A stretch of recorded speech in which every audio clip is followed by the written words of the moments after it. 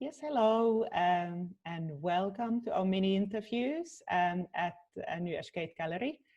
And I'm Outi Remes, I'm the gallery director, and I'm delighted to be here today with Vicky Oldfield. Vicky is having a solo exhibition with us in the gallery.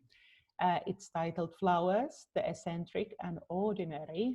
And yes, we're going to be doing a short 10 minutes mini interview with Vicky. So I hope you can sit back and enjoy. I'm going to be showing you a little view of the gallery while I'm going to go for my first question.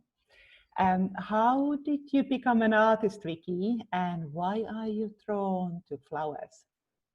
I became an artist straight from school, really. So I went from school at 18 after my A-levels and did an art foundation year.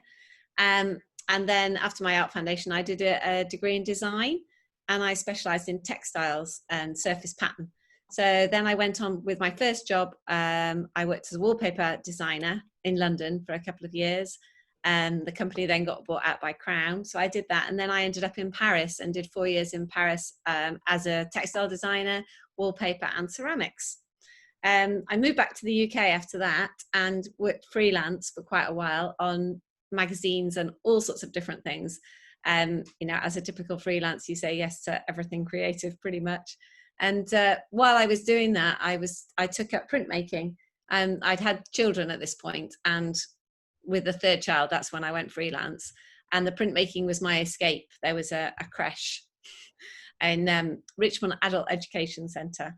And gradually that built up and took over from the design work. So it's a long, slow process, but I've been doing it pretty much professionally now, sort of for 15 years. Great. And why flowers? Flowers, I think I've always drawn them. And I think it's that growing up thing that you just become more interested in garden and flowers. And with the children being young, it was a nice sort of meditative thing to draw. So I'd bring them in, I'd set up still lives, or, you know, there's always something you can find when you're out walking and things. And it was just easy. And I just love flowers. I love their flow, their look. I like to take something really small and make it big. Yeah, I just feel fascinated by them, and particularly the buds and the seeds, and as they go through their life cycle. Yeah, and we live in very unusual times. So I was wondering how the current situation has impacted your creativity and new work, and what inspires you at the moment?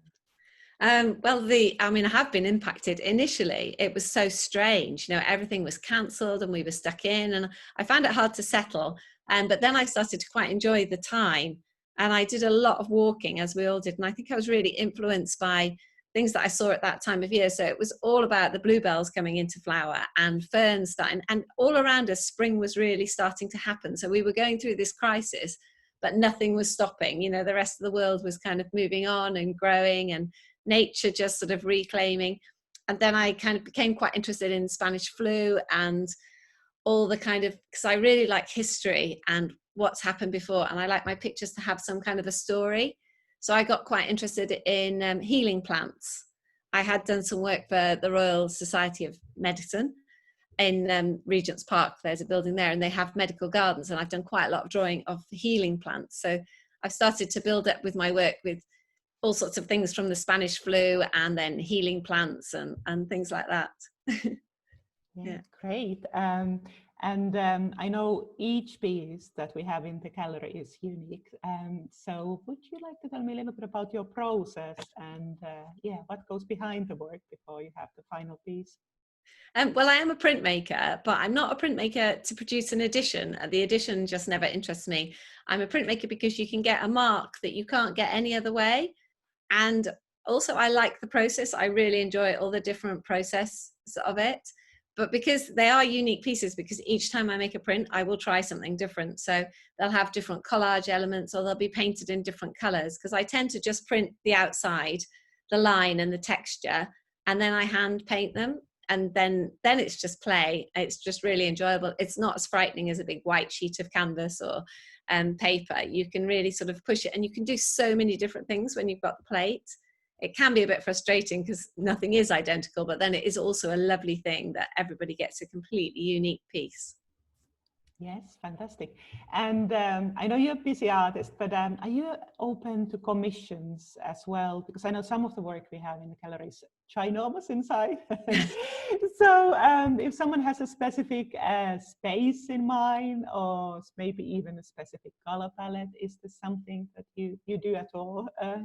Yes, I think I'm a designer at heart, and I really enjoy that challenge. So I have done quite a lot of commissions, particularly with the pieces that have collage in, because I can really play about with the collage. In Photoshop, I can alter names and get people's names hidden in there, or favorite flowers. And I think because I'm a designer, I kind of like the boundaries sometimes. I find it quite exciting to work in that way. I quite like to fulfill a brief. And it's really nice to make things personal. I think personalizing things, it's just, yeah, it can send me down a whole new tangent. So, you know, I would get as much of it almost as the client. You know, they might push me to draw a flower that I haven't drawn before, or something. And with the colors and the size, I mean, I'm having been a designer for many years, that's fine with me. And what would you like to the collector to take home with your work? I think for me, when the picture's done, it's done. I'm all about the creating. I really like to make the work.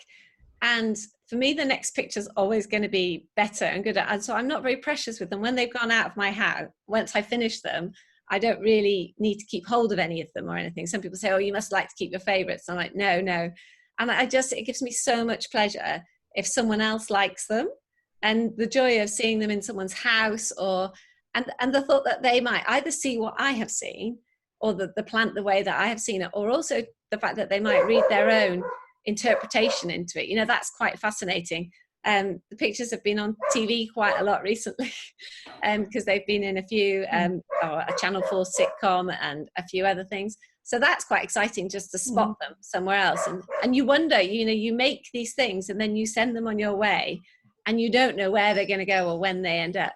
But I hope that they give some people pleasure, and, you know, some people are nice enough to kind of get in touch and say how much they've enjoyed them or what they've meant to them or things, which is just lovely. Great, fantastic. So the exhibition will be in the gallery until 5th of September. So hopefully many of you get to come and see us. And as there are unusual times, we are also open by appointment. So yeah, come and see Vicky's work. It's fantastic. And thank you so much for this lovely mini interview. And yes, hopefully I enjoyed it. Bye. Thank you. My pleasure. Bye.